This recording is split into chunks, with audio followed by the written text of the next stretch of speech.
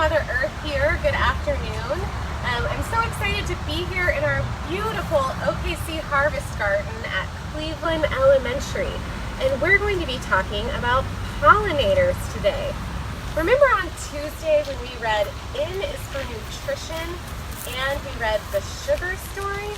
Both of those were stories about one of nature's greatest creations, which is food. So now we're going to talk about the role that pollination and pollinating animals and bugs play in our food system. So the first thing we're going to do is read a book called Thank You, Bugs. And this is a book by Dawn Pape.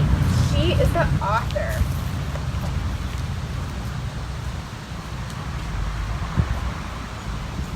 Hi, I'm Mason. I have a question for you. Do you like bugs? Do you like bugs? Tell your person that you're with, do you think you like bugs? Let's see what kind of bugs we have here. There's a beetle, and a butterfly, and a ladybug. It's true. Some bugs are scary. Are you sometimes scared of bugs? How do you look when you're scared? Show me your scared face. Some bugs look kind of hairy. That's yucky face. What does your yucky face look like? Some bugs bite. Ouch! Bugs bite like mosquitoes. Sometimes ants bite. So we want to make sure sometimes that we wear bug spray when we're outside. And they keep me up at night. Scratch, scratch, scratch. Darn mosquitoes. Was that a spider?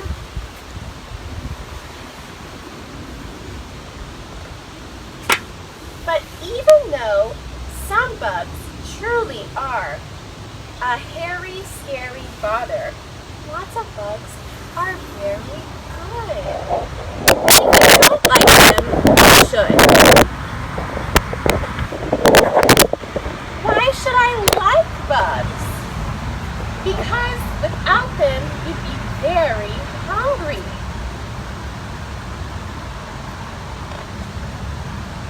What? You'd be hungry without bugs? You think I should eat bugs? No. I mean, people do, but that's not what I mean. It's just that insects make a lot of the food we eat. Did you know insects help make food? Wow. Look, I see an insect on this page. It's a bee. Like apples? Who likes yummy red apples? Actually, apples come in lots of different colors. Green, yellow, pink. Let's see what other kinds of food bugs make. Cherries? And so many types of berries. Even cucumbers and squash. Oh my gosh! Wow, cool, incredible, neat. Thank you, bugs, for the tasty treats. So how do bugs help make all that food? We're going to find out. Thank you, thank you, thank you, little bugs. Let's see, we've got bees and butterflies and beetles. If we could give you a great big hug, since you can't hug a bee, how about hugging the person next to you?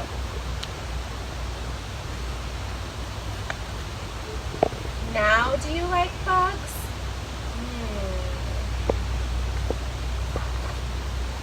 Yes, I guess I do. But I've been wondering something. How do insects help make the food we eat?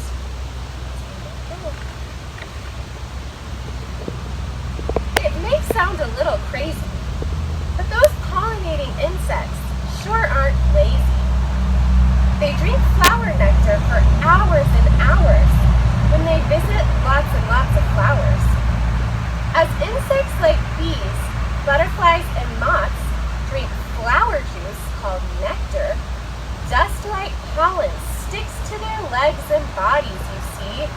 And as they visit the next flower, some of the pollen falls off and they accidentally make a pollen delivery. If you look really close on this bee, you can see there's pollen on his back. And he delivers that pollen to the flower that he's sipping the nectar from.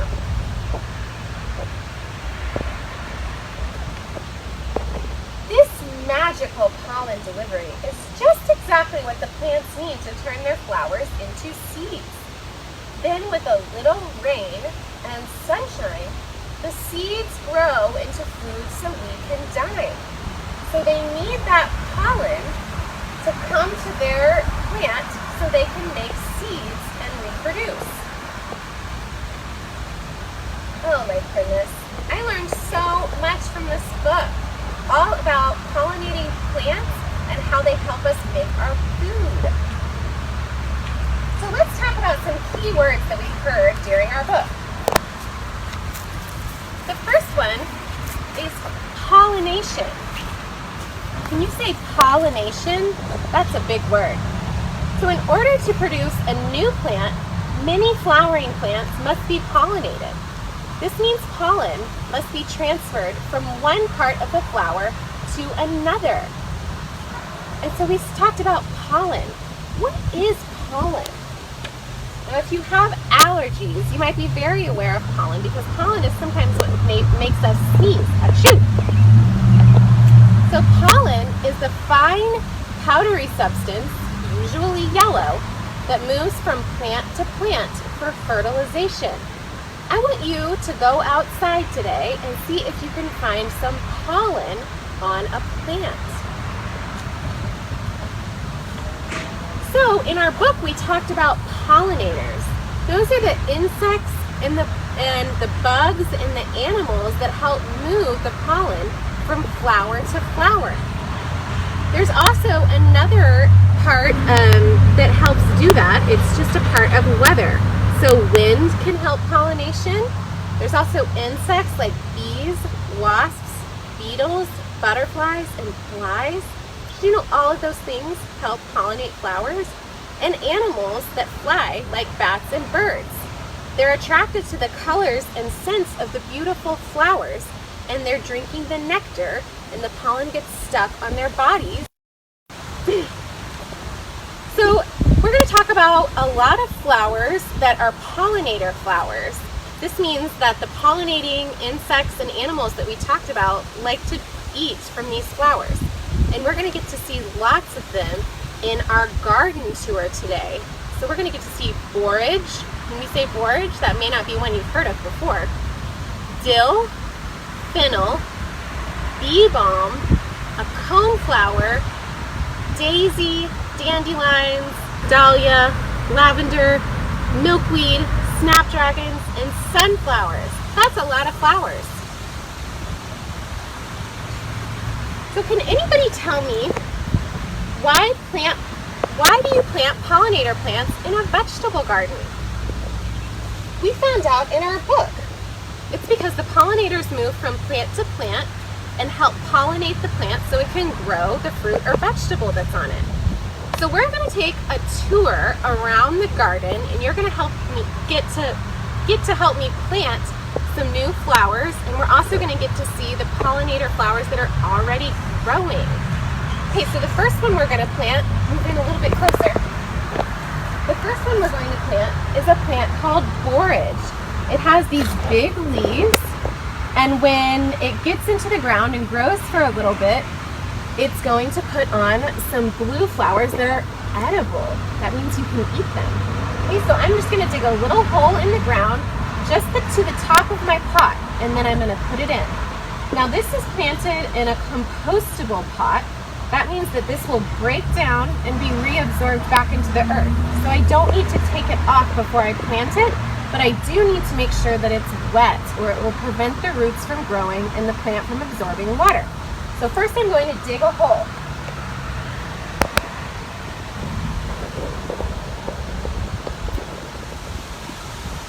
Now we're in the shade right now, But typically you want to plant these kind of plants where they get lots of good sun. So we're going to get to see some areas that have a bit more sun. So I planted a little hole. I'm going to peel a little bit of my composting pot back, and I'm going to throw it in my hole, break it up. I'm going to plant my borage in there and put the dirt back around it.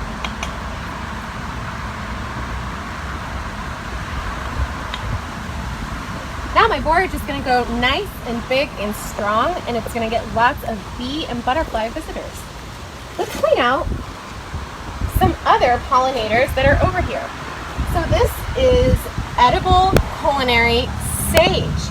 And as you can see, we've let it go to flower. So this is a member of the Salvia family, just like lavender and rosemary.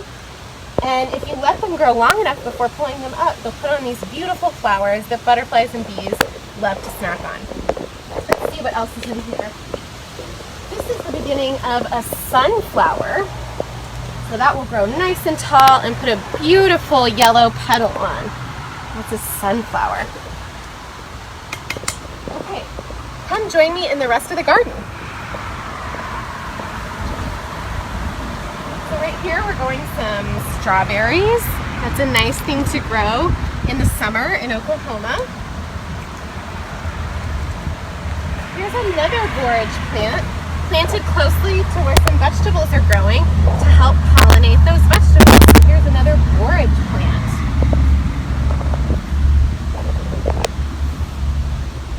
Let's see what else we have.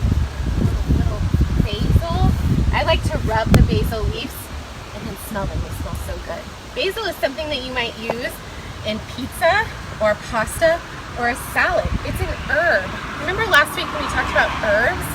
Herbs are something that can offer really strong flavor and help give your food a lot of flavor and depth. And lots of herbs make great flowering plants for pollination. Well, I'm going to have to talk a little bit louder over here because we're by the road, okay? But we'll be really quick. So, this is our pollinating garden. It's actually a Monarch way station. So, if you didn't know, Oklahoma is on what's called the Monarch Highway. That means that monarchs on their migration south pass through Oklahoma, which means that it's very important for us to be good stewards and make sure that they have plenty of to eat so they can survive. So planting pollinator plants is good for our ecosystem so that the pollinators passing through here have something to eat. Okay, so I'm going to point out some of the pollinators that we have in here. Oh, I see a bee right here. Can anybody see the bee? I see two bees. Two bees right there, and they're on a salvia plant. We have a couple of different kinds of salvia plants, and the bees really love them. They're attracted by the bright color of the flowers and they have a really awesome smell. See, they're sticking their noses in there and drinking the nectar. And the pollen from the flowers is going to pass from this plant to the next plant. Isn't that awesome? Okay, let's see what else we have. This is a really awesome pollinator plant called a milkweed. Earlier today when we were looking at the milkweed, we found two awesome things. We found a monarch egg, which are teeny tiny and would be very hard for me to show you on camera. But we also found a monarch caterpillar. We actually found two. We found a pretty big one, and then we found a teeny tiny one. I don't know if he's still here, but let me look.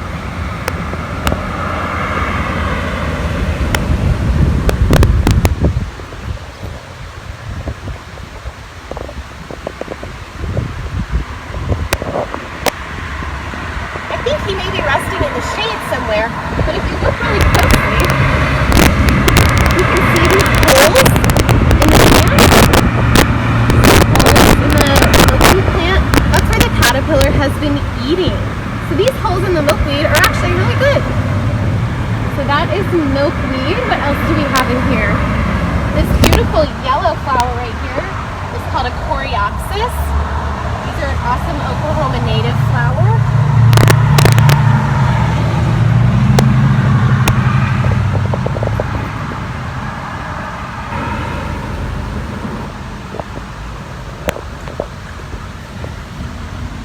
have a couple of different kinds of dill. This is a darker variety dill. It kind of has a dark purpley color. And then here's another dill plant back here. And just like the basil, if you rub your fingers on it and then smell them, they smell like a yummy, yummy herb.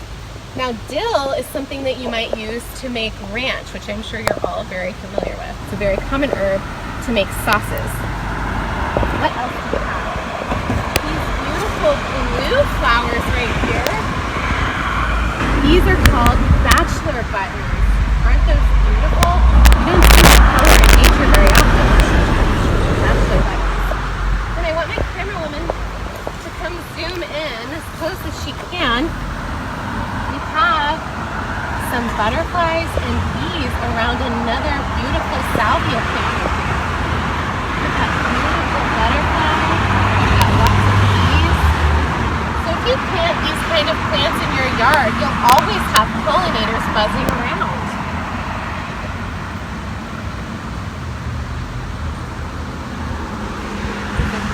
So there, like I said, with the other salvia over there, they're attracted by the bright color of the flowers and the smell. So they're drinking the nectar and then they'll pass it to the next plant. Okay, so while we're over here, we were going to plant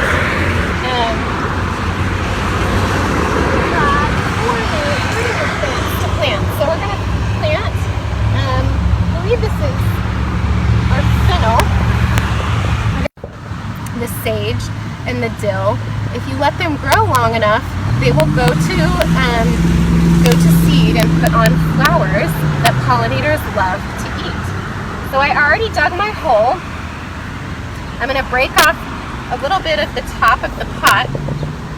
Again, I got it nice and wet so that the roots have room to grow and the plant can absorb water. So I'm going to tear that up and put it in there. I'm going to put my plant down. And then I'm going to put the dirt, break up the dirt, and put it right back over it. Okay, so that was fennel. Now we have another awesome one called a bee balm. And I wanted to let you know, I got these from my friend Aaliyah Woods at Commonwealth Urban Farms. She's a local urban farmer and she grows lots of seed starts for pollinator plants. You can buy her plants at AliyahWoods.com. That's ELIAWOODS.com. And you can just do local pickup here in Northwest Oklahoma City. So I'm going to plant this bee balm right here.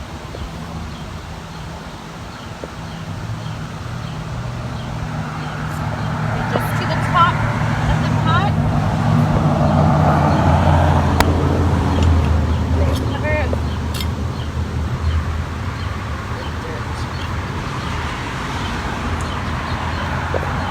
Okay, I want to make sure I don't step on any of my other plants. So another one that we have here, this is another type of salvia. It's a blue sage, so this will put on pretty blue flowers. Just right here.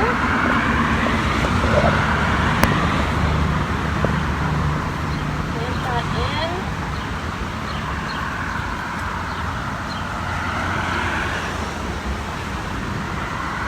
Okay, we've got one more we're going to put way in the back. So climb back here. Do not step on any of my plants.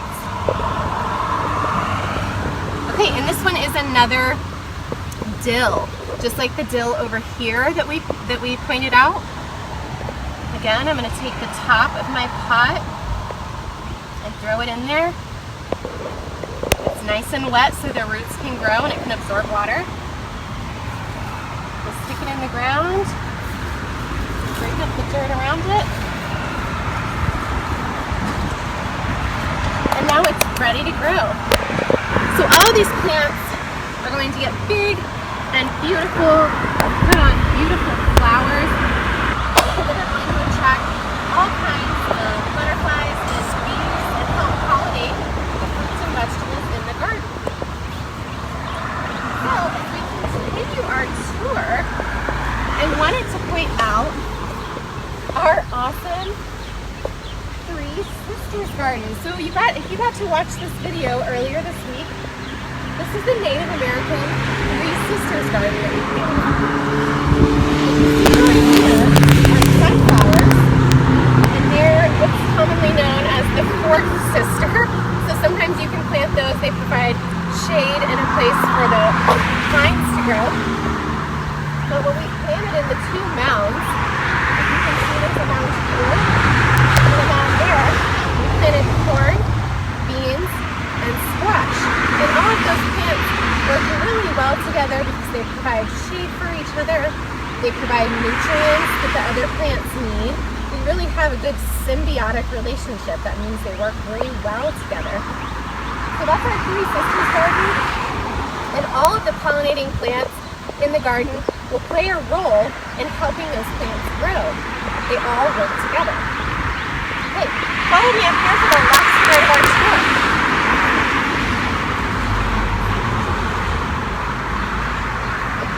These are where some of our bulb plants are. There are irises and sunflowers growing in here. This is our container garden. Got some nice lettuces growing in here. Seeds for when the students are here so they can really sit down in the shade and take part in the garden. Again, we have more of this beautiful yellow coreopsis. This is a wonderful pollinating plant. I see a teeny tiny little leaf right there.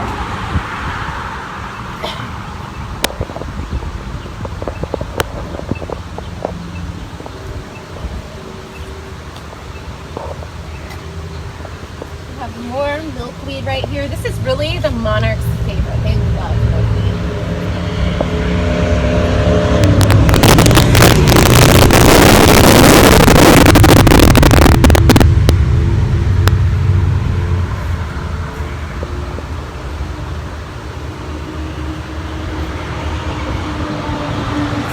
The last couple that I wanted to point out, this is a columbine.